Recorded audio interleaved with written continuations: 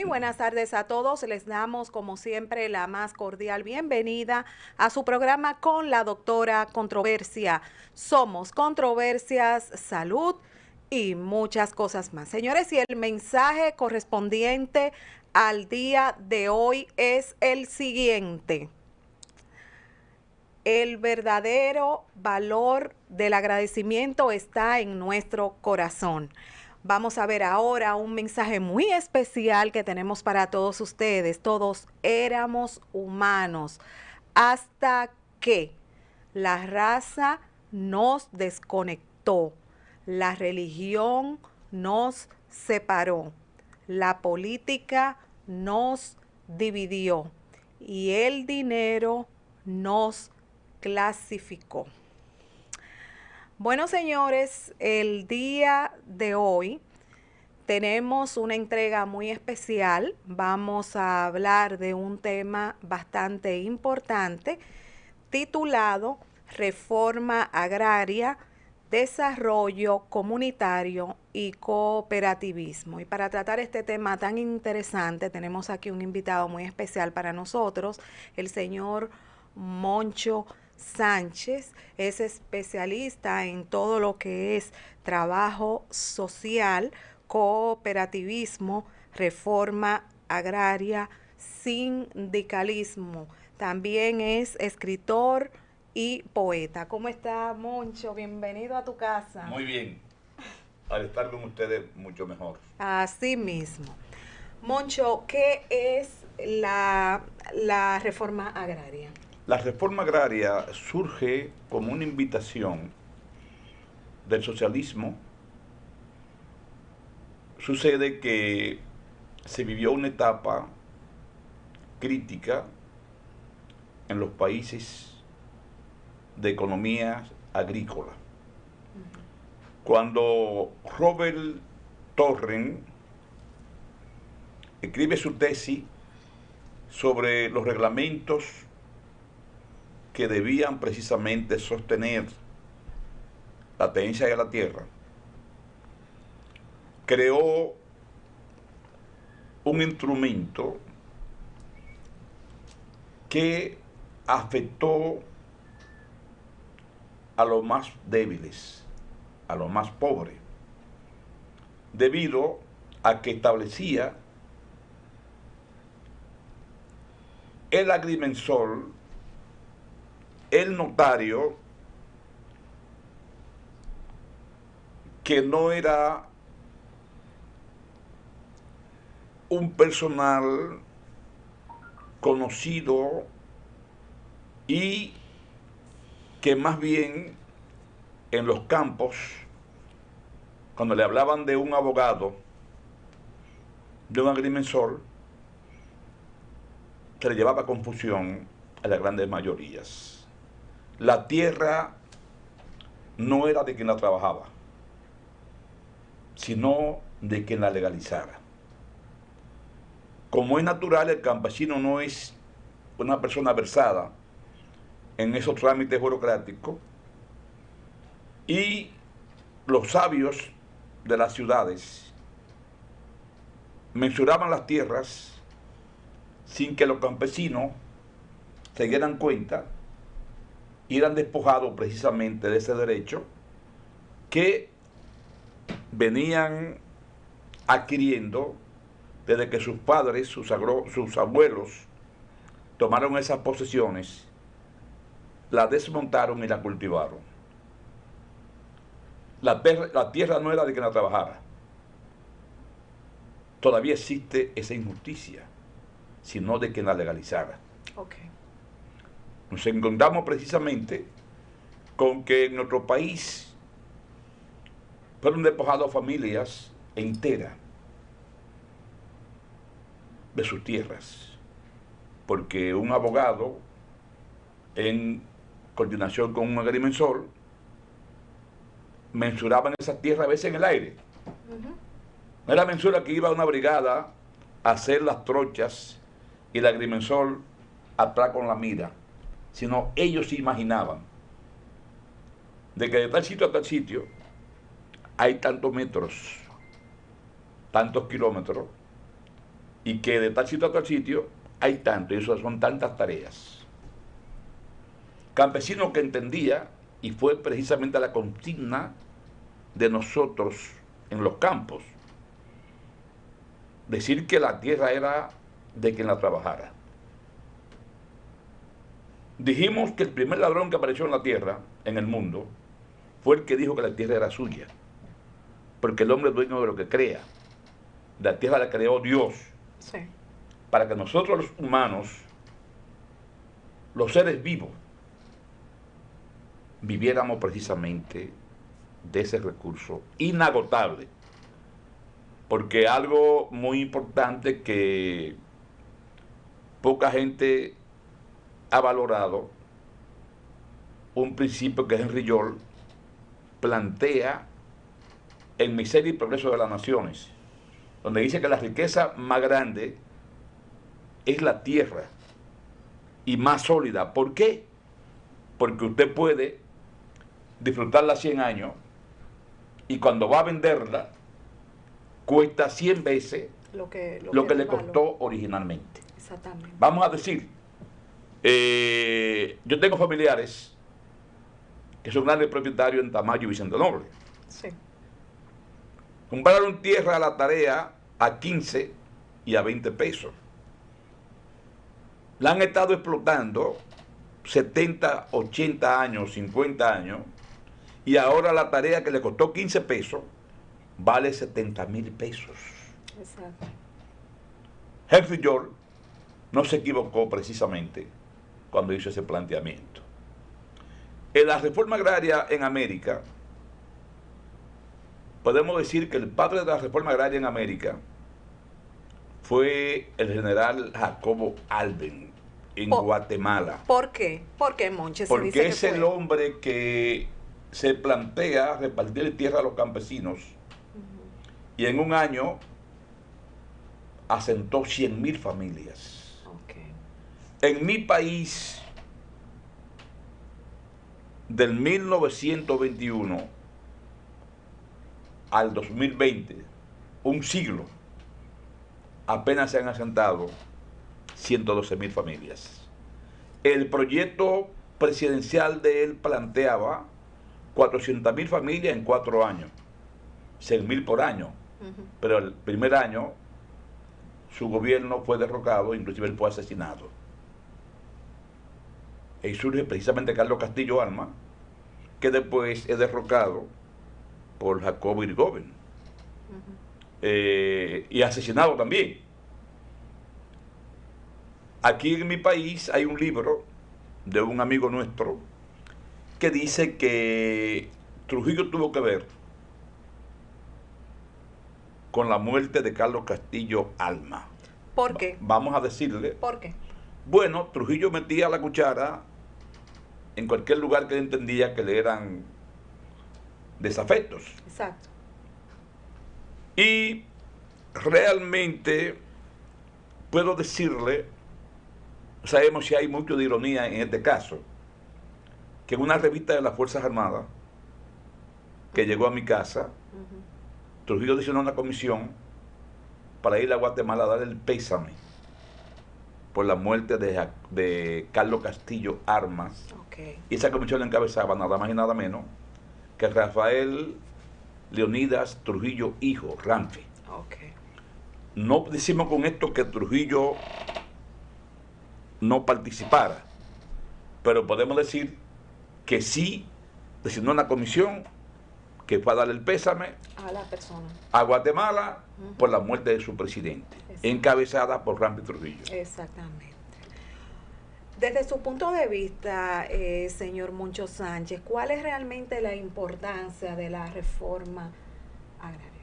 La reforma agraria, vamos a decir que en la República Dominicana, creo que en una oportunidad le dije a usted que según Promoción Popular Dominicana, publicado por el IPS en el 1968, que irónicamente tenía sus oficinas en la Francia 21, en el segundo piso. Nos decía que en la República Dominicana tenemos 77 millones de tareas de tierra, de las que 44 millones se pueden pedir bajo producción y productividad. Se puede rendir una función pública, social.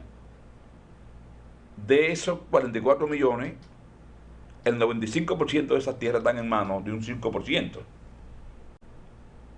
Y el 5% restante en manos del 95%.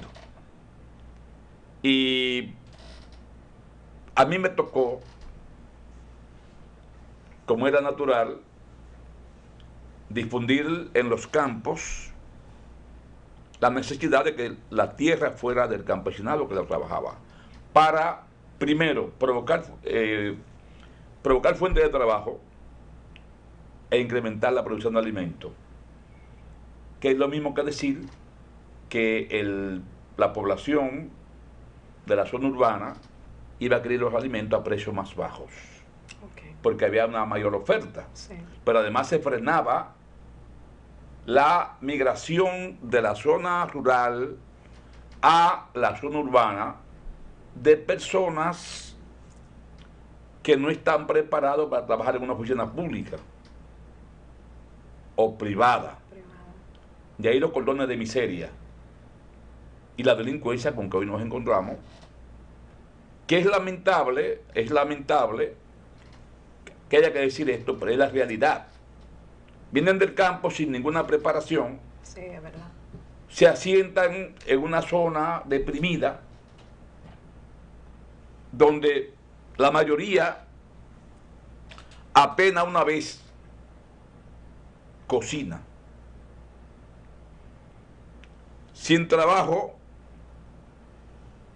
debe pagar renta, salen por la mañana a ver si consiguen una chiripa. Es difícil. Y a veces se pasan el día entero y no consiguen nada. Y no consiguen, llegan en la noche a su casa deprimido, agotado, hambriento, a maquinar entonces. ¿Cómo van a resolver las cosas? O sea que nadie... O sea que, escúcheme, que desde su punto de vista, estos son parte de las situaciones que han incidido en el incremento de la delincuencia. De la delincuencia. O sea, vamos a decirle con toda honestidad que conozco casos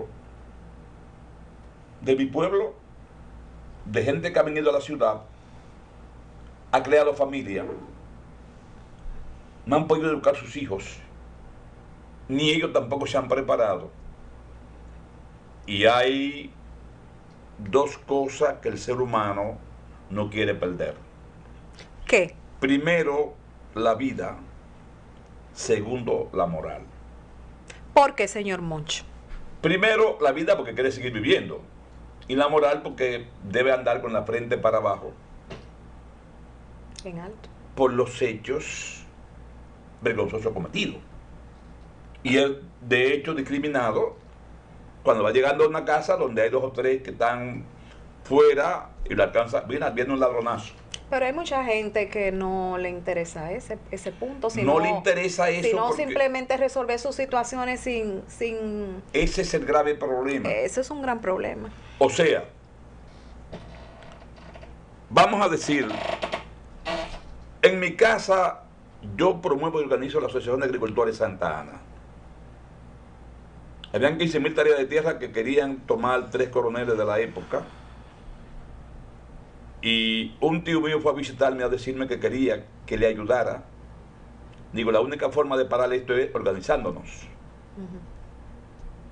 En esas 15.000 tareas de tierra hay 300 padres de familia. Exactamente. Que hoy tienen precisamente asegurado trabajo y producción. Y su sustento. En mi gestión como director general del FEDA, tierra de primera, no podían trabajarla porque el agua del río Chacas del Sur, el ingenio no permitía que se abrieran nuevos canales porque les restaba a ellos agua para cultivar la caña. Que no era así. ¿Y cómo era? O sea, desperdicio de agua, mucho sí había y hay todavía. Con la cantidad de agua que cae a Arroyo Tren, que está en la parte inferior de los cañaverales del ingenio Barahona, se pueden irrigar no menos de 100.000 tareas de tierra. El ingenio tiene legalizada 300.000 tareas de tierra y apenas cultiva 125.000. Pero ¿qué sucede? Que hay una época que el agua se desperdicia y los agricultores pasaban hambre. Si alguno osaba hacer un peladito con una hacha, un machete, un pico y una pala, le arrancaban los sembradíos, los plátanos se los arrancaban, los guineos, los que tuvieran sembrado, se los arrancaban. Como nací, me crié en ese entorno y conocí la calidad de la tierra que tenían esos agricultores, que producían Bahía Honda, Guasábara, Cayuco, porque no tenían agua.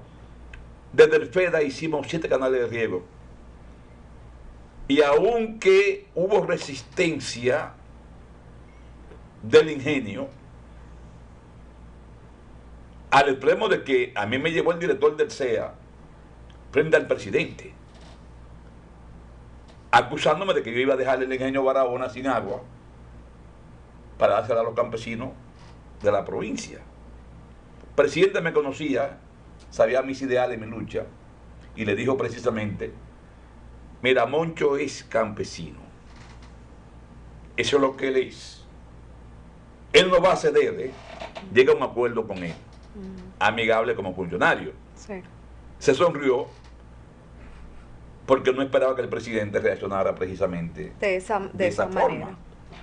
Pero el presidente conocía mis luchas. No, y el sector por el cual usted estaba inclinado. Y también. llegué precisamente a esa posición Por eso mismo. porque le llevo una minuta de un libro que iba a publicar, que debía usarse como arma de campaña en el equipo agropecuario. Él lo leyó y luego me llamó. Me dijo: Moncho, publica ese libro. Ahí hay cosas que nadie ha dicho en este país. Era la parte de la reforma agraria que iniciaron aquí los haitianos, la persona de Tucson Louverture, que después fue seguida por Dessalines, y hasta Boyer también repartió tierra a los campesinos. Vamos a hablar mucho ahora acerca de lo que es el cooperativismo. Fíjese. ¿Qué es la definición de este concepto y cuáles realmente son sus principios? Fíjese, la doctora Josefina Jiménez de Rijo, que fue la que me formó, persona que muerta quiero y le agradezco, decía que la doctrina cooperativa hay que sentirla, vivirla y ponerla en práctica. El cooperativismo, a diferencia de las asociaciones reglamentada por la ley 520, se fundamenta en principios, lo que mundialmente se reconocen como los principios de Rothschild. ¿Cuáles son esos principios? Libre entrada y salida. Te entra en la cooperativa cuando quiere y se va como usted quiere. Excelente. Control democrático. ¿Qué quiere decir ese punto? Cada miembro un solo voto. Aunque tenga 100 millones, 1.000 millones de la cooperativa, cada miembro tiene el que un tiene solo voto. 5 pesos, el que tiene 10 millones, un solo voto. Ok. Neutralidad política, racial y religiosa. ¿Qué quiere decir ese punto? Que a la cooperativa no se va a discutir problemas políticos, ni raciales, ni religiosos, para impedir que se fraccione. Entonces, educación continua y a todo nivel. Los miembros de una cooperativa deben ser capacitados porque es la empresa de ellos. O sea, una cooperativa es una sociedad organizada voluntariamente por un grupo de personas que considera que la mejor forma de resolver sus problemas es organizar una sociedad que ellos poseerán, dirigirán y controlarán. Los 4 principios sociales que les dije: libertad y salida, control democrático, neutralidad política, racial y religiosa, y educación continua a todo nivel, hay interés económico. Exacto. Repartición de excedente de acuerdo con el patrocinio. El que más compra en la cooperativa, con más dinero coge prestado, paga más intereses, deja más beneficios y le dan entonces también más beneficios. Interés limitado al capital. Hábleme un poquito sobre ese punto. Sí. El que piense que va a llevar la cooperativa a 100 millones y le van a pagar por eso un interés de un 3%,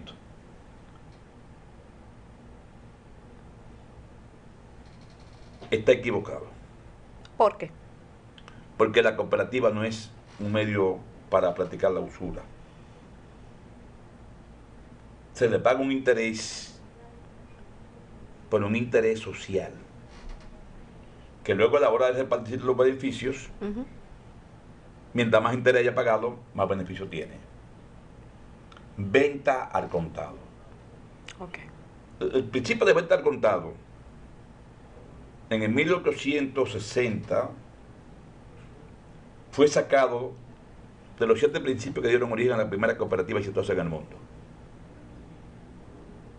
en Rochdale, Inglaterra, Sí. en 1844. Se mantuvo la disputa y en el 1895, 35 años después, en Viena, se decidió mantener los 7 principios que dieron origen a la primera cooperativa exitosa del mundo. Venta al contado es para la cooperativa de consumo. Pero lo que se decidió fue que en la cooperativa de consumo haya un comité de crédito que le presten el dinero al socio para que compre lo que necesita. Ahora, ¿cómo organizar una cooperativa?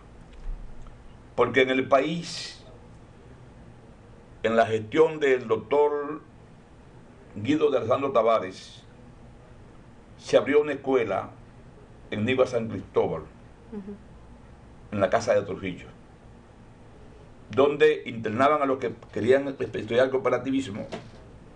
Había un grupo de profesores que habían estudiado en Francia, en Alemania e Inglaterra.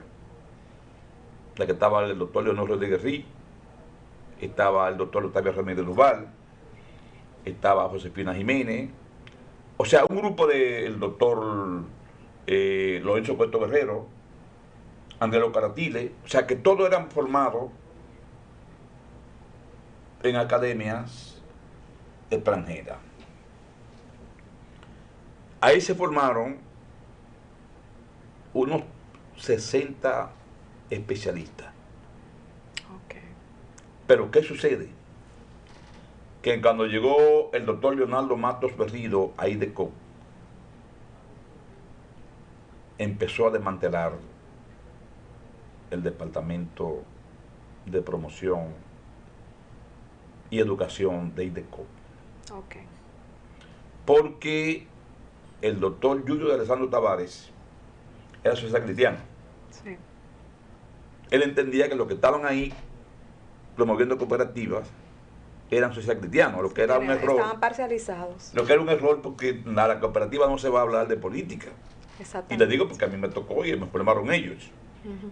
Yo soy PRDista, era PRDista, pero a mí me formaron los social cristianos. Exacto. Y nunca fui, como era natural, a una reunión para hablar de política. Sino Ustedes lo que se trataban eran sus asuntos de cooperativa. Sus necesidades. Exactamente. Entonces, para formarla, lo primero que hay que hacer es lo siguiente. Ok. Ir al lugar con los líderes naturales, conocer sus necesidades, conocer para qué o qué pueden ellos aportar, determinar si el interés de los comunitarios, el número de socios y el capital dan una cooperativa. ¿Cuál sería el número de socios? No tiene límite. lo que se busca siempre es que haya armonía. Primero, si hay muchos socios y poco capital, la cooperativa no se mantiene parada. Exactamente. Si hay mucho capital y pocos socios, ya no sería una cooperativa, sería una empresa capitalista. Exacto. Pero si no hay interés, no pierde el tiempo. Lo que hay es primero conocer las necesidades y aptitudes y entonces motivar a los comunitarios. Vamos a decir, cuando a mí me tocó organizar la cooperativa de trabajadores y empleados de la República Dominicana, había un problema serio con los trabajadores. Ganaban salario de lujo. Que menos ganaba 1 peso con 25 centavos por hora.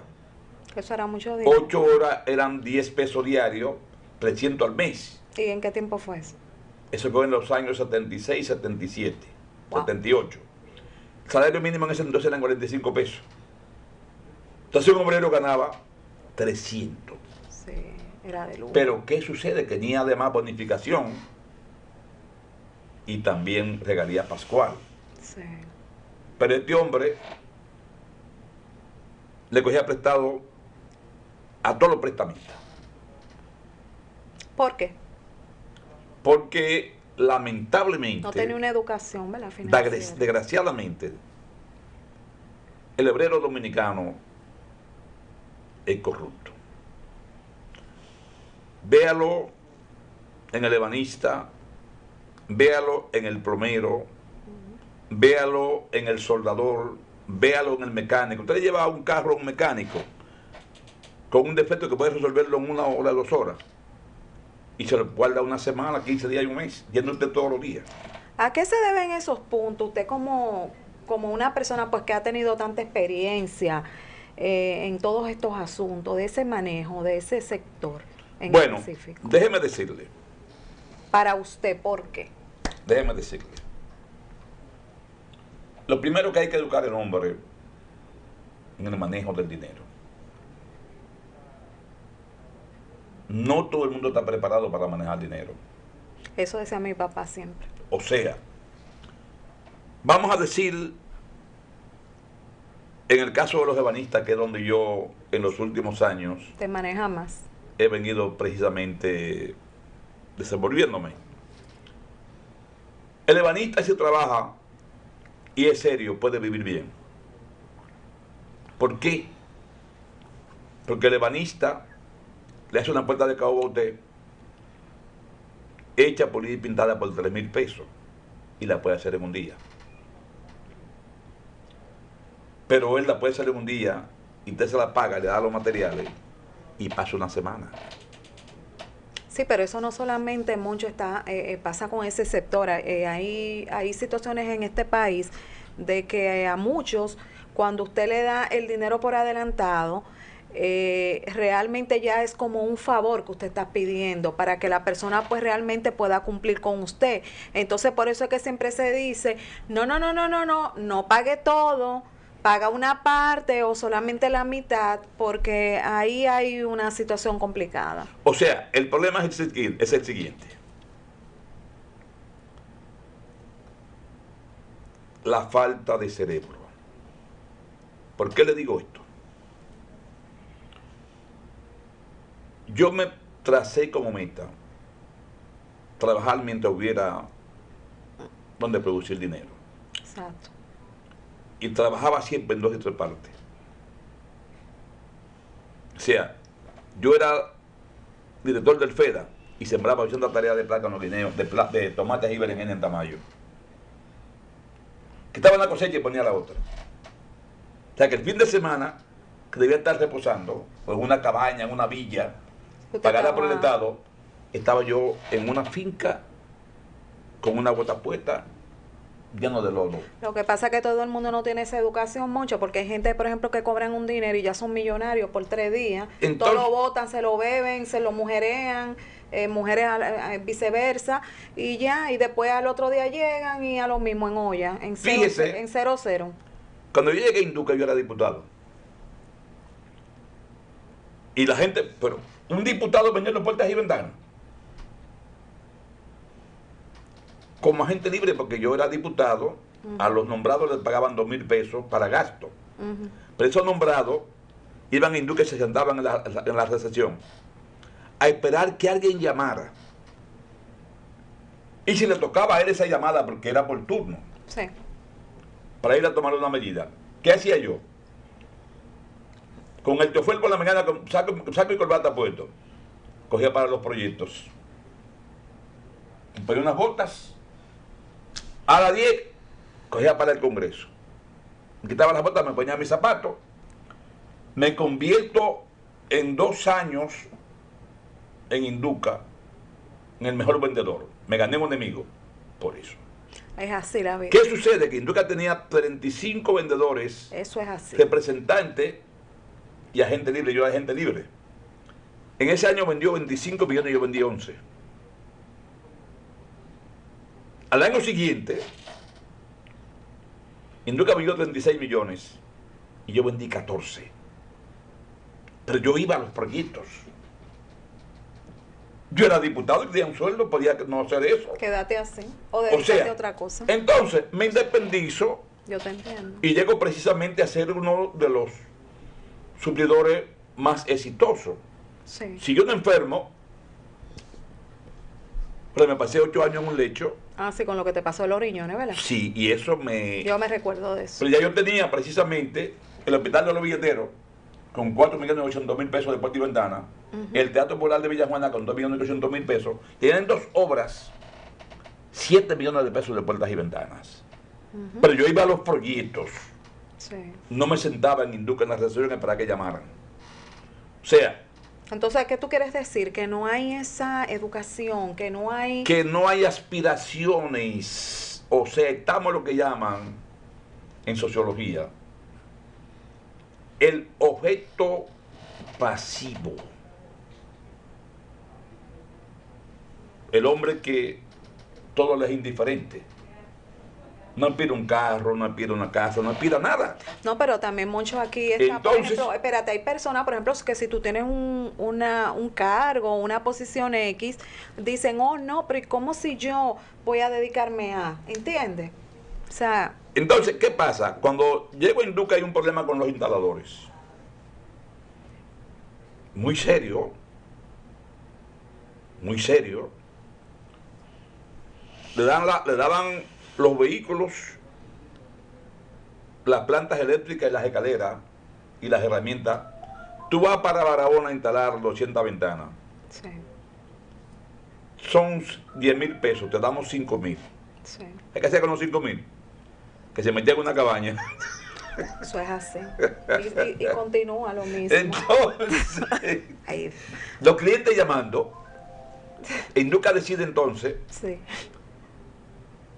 cancelar sí, el departamento de instalación y darle a lo que eran empleados las camionetas, las plantas eléctricas, las escaleras, los taladros, todo.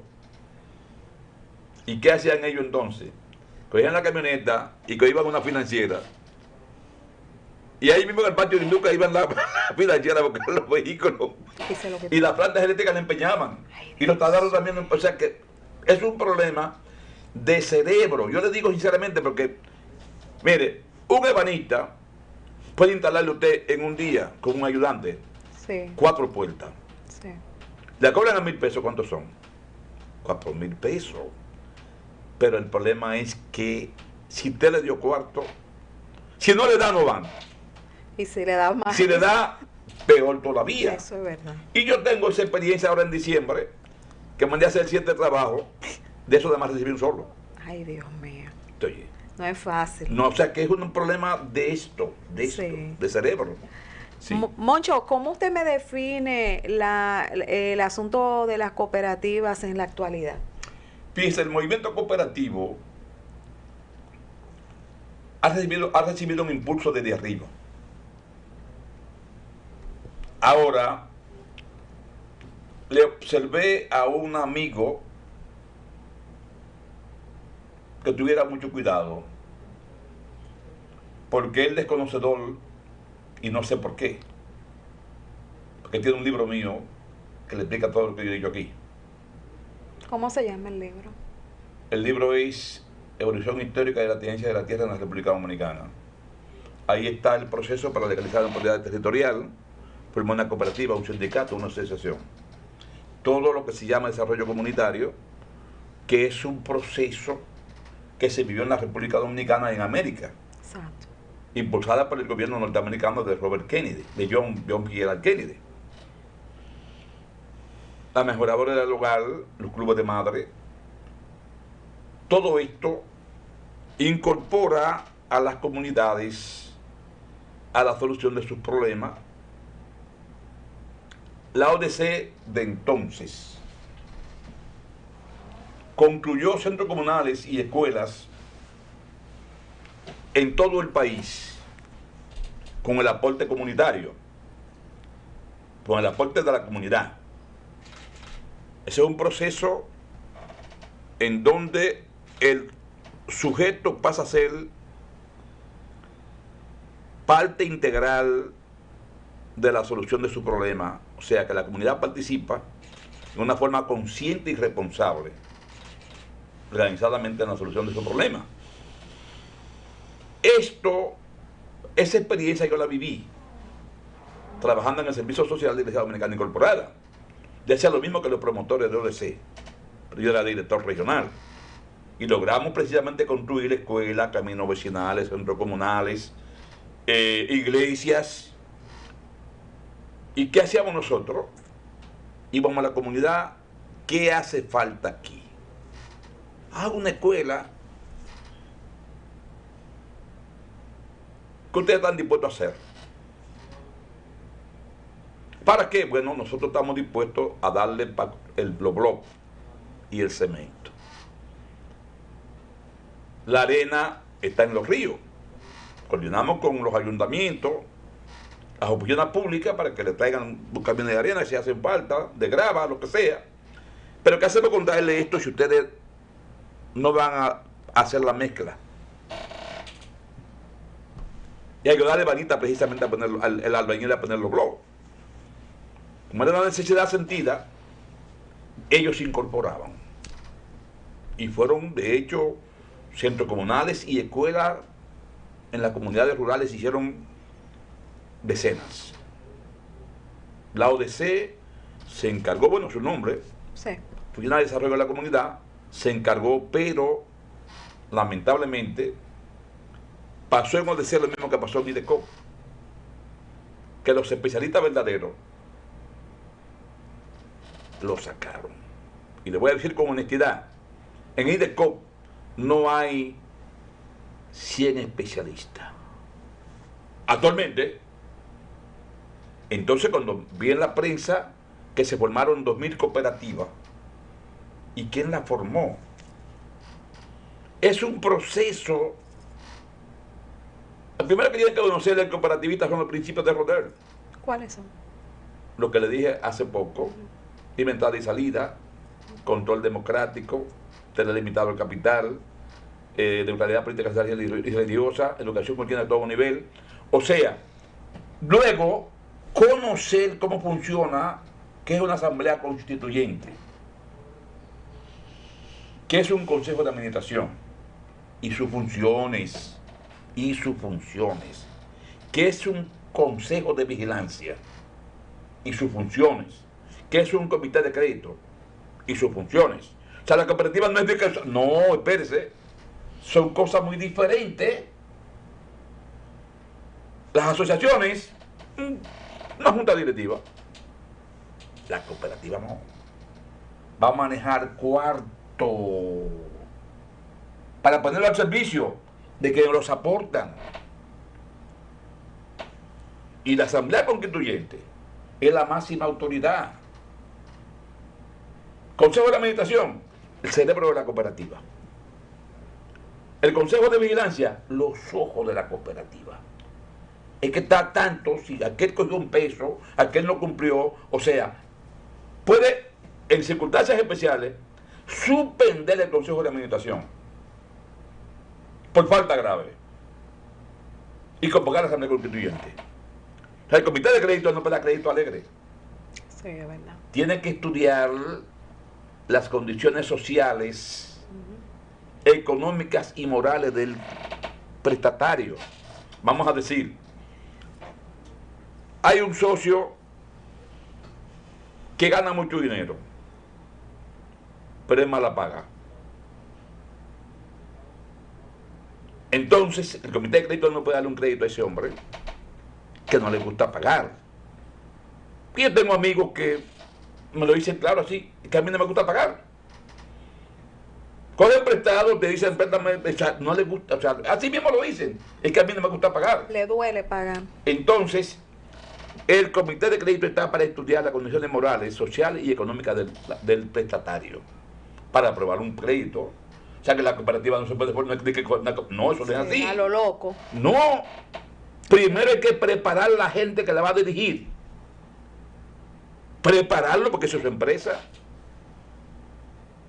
O sea, muchas veces nosotros nos apasionamos.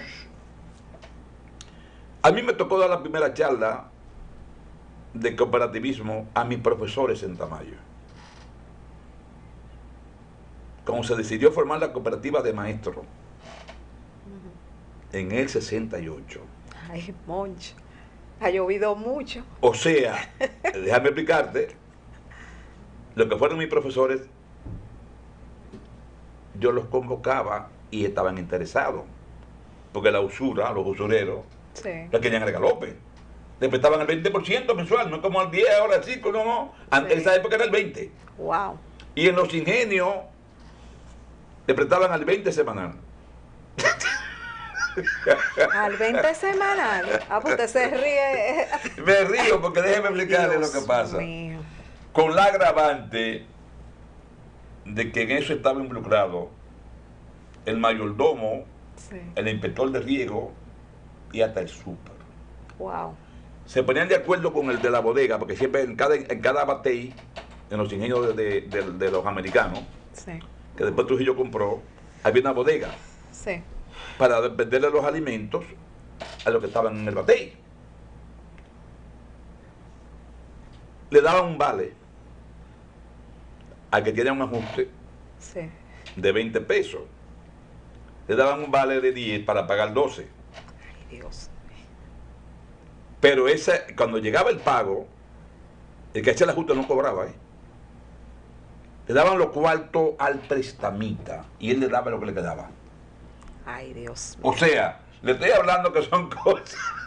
Insólita. Son cosas que yo conozco bien que realmente Ay, pero sucedieron. no te lo doy una risa muy grande. No, porque déjame explicarte. Coger dinero prestado al 20% semanal. Es duro. O sea, pero además que es un prisionero. No, de que no cobraba. Insólito. Llegaba el cobrador, el pagador del central. Y estaba la tarjeta ahí. En un sobrecito estaba el dinero de cada uno que hizo un ajuste. El trabajador no cobraba ese, no. Le daban el dinero al prestamita, y el prestamita le daba lo que le quedaba, si le quedaba. Si no le quedaba, entonces le decía, préstame tanto, pero entonces había que hablar con el mayordomo. Al que no me decía que no, porque no tiene trabajo, no le prestaban, se quedaba sin nada. Surge el movimiento precisamente de las cooperativas, porque los profesores vivían esa misma experiencia, claro, al 20 mensual. No era semanal. Y se forma la cooperativa, una de las cooperativas más grandes y más poderosas que hay en el país, es la cooperativa de maestros. La cooperativa de los trabajadores de la Rosario Dominicana se convirtió también en una cooperativa, tenía 26 cooperativas organizadas, asociadas. Esa era obra de Moncho Sánchez Acosta. La cooperativa del Pozo de Nagua, la Rosario y de Pescadores de Montecristi fueron promovidas y organizadas por mí. No trabajaba en IDECOP en ese entonces. En Nagua trabajaba cuando eso precisamente en INAPA. En el noroeste trabajaba con eso en el Servicio Social de Iglesia Dominicana Incorporada. Y en el caso de la Rosario Dominicana, Codiasa, Consorcio Dominicano de Inversión Agroindustrial, le ganó el concurso. El presidente me conocía. Y fue de aquí de la capital ha abonado a buscarme a mí. Yo era coordinador social del IAD en ese entonces. Y fue donde mí. Gané este concurso y entiendo que tú eres el hombre que puede hacer eso. Contigo no hay que bregar. Ok, no hay problema. Y me hice responsable. Formamos la cooperativa. Como le digo, yo soy especialista en cooperativa y tengo que decirle al país que para que haya una cooperativa tiene que haber cooperadores. Muy bien. Que la doctrina cooperativa hay que sentirla, vivirla y ponerla en práctica. Conocer los principios del cooperativismo. Que le digo, no es una asociación. Una cooperativa es una organización socioeconómica. Es un banco de pobres. Es la economía solidaria. Un banco le forman 15 inversionistas, cada uno pone 100 millones, 50 millones. Las cooperativas ponen 3.000, 4.000, 5.000, dependiendo del monto. Pero debemos cuidar de que cuando se diga, aquí hay una cooperativa, que hayan cooperativistas, que el proceso no es menos de 6 meses. El proceso no es menos de 6 meses. Pero esa cooperativa tiene que tener un especialista que siempre está dándole clase. No es que termine, no, eso no se acaba nunca. Pero eso es el principio, hay un principio que dice educación continua y a todos los niveles. Hasta llegar, si es posible, a que antes que tenga un gerente traído de fuera, sean ellos mismos que tomen sus empleados, que sean ellos mismos socios. No puedo prostituir algo tan delicado y que tantos problemas resueltos en el país y en el mundo. Exactamente. O sea, el cooperativismo desde arriba ha sido promovido actualmente. Ahora, en IDECOP no hay 100 especialistas. Si tenemos 3.000 cooperativas, ¿quiénes le dan seguimiento? ¿Cómo surgieron esas cooperativas? En una gestión de una persona, un pariente mío, yo le dije, fíjate, aquí se puede hacer un trabajo importante, pero tiene que pensar más en el recurso humano que vas a mandar al campo. Si tú no preparas un ejército, ¿cómo vas a la guerra? Vas a la guerra, pero te van a vencer. Entonces tienes que tener cuidado que si quieres una cooperativa en Tamayo, no vayas a Santana a hablar de cooperativa. Sí. Bueno, de verdad que me siento sumamente agradecida por tantas informaciones relacionadas a lo que es este mundo del desarrollo comunitario, de la cooperativa, de lo que son las reformas agrarias. Y agradeciéndole, de verdad, infinitamente su asistencia, reiterándole siempre que las puertas de este programa gracias siempre igual. Para usted. Igual. Señores, y con todas estas informaciones hemos llegado al final de otra entrega más de su programa con la doctora Controversia, reiterándoles que mañana a las 2:30 tienen una cita con nosotros en nuestro segmento de salud con la doctora Amelia Ledesma Duval. Hasta mañana, mis amores. Ok, gracias, mi amor. Gracias.